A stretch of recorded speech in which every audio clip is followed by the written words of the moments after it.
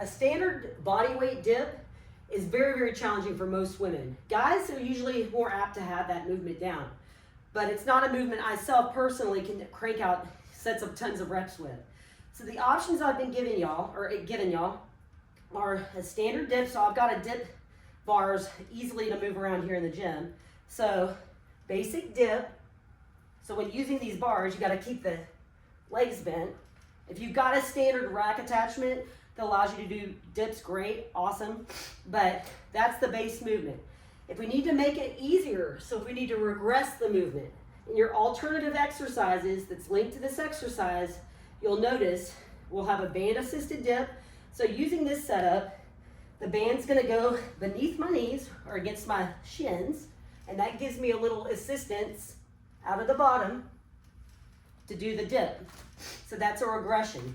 Another regression could be dip eccentrics, is what I call these, or basically just lowering yourself, then using your legs to come back up, controlling it, and then going that route, okay?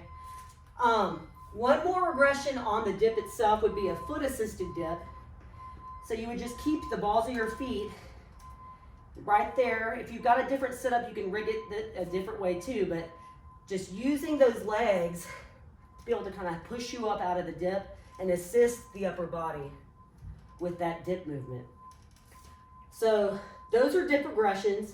The last one that will be possible using a dip station are deficit push-ups using the dip bars. So for these, we're performing a push-up, planked out, and getting a little bit more range of motion with that versus doing like a push-up on a standard elevated surface. So out of all those, the last option that I have is an alternative exercise for the dip itself is a neutral grip dumbbell bench press, which is an alternating variation. I call it top down. So in a lot of my videos, I might have my feet up on the bench. Just know that your feet, standard placement is going to be on the floor. When you have your feet on the floor, you can use your legs and engage a lot more. You can push down through the floor and use your whole body to basically do pressing movements. If I'm not going heavy, I tend to put my feet up on the bench just because I like it. So you've got options with that, but just know that there's a reason for doing things a certain way.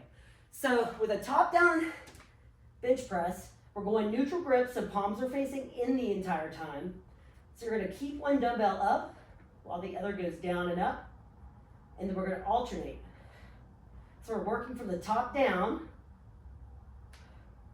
and cranking out the reps that way. So there's a little bit of a rotational force that you'll feel through your torso wanting to pull you over to the side when you do those. So it's kind of nifty. So that's the last option for the dip.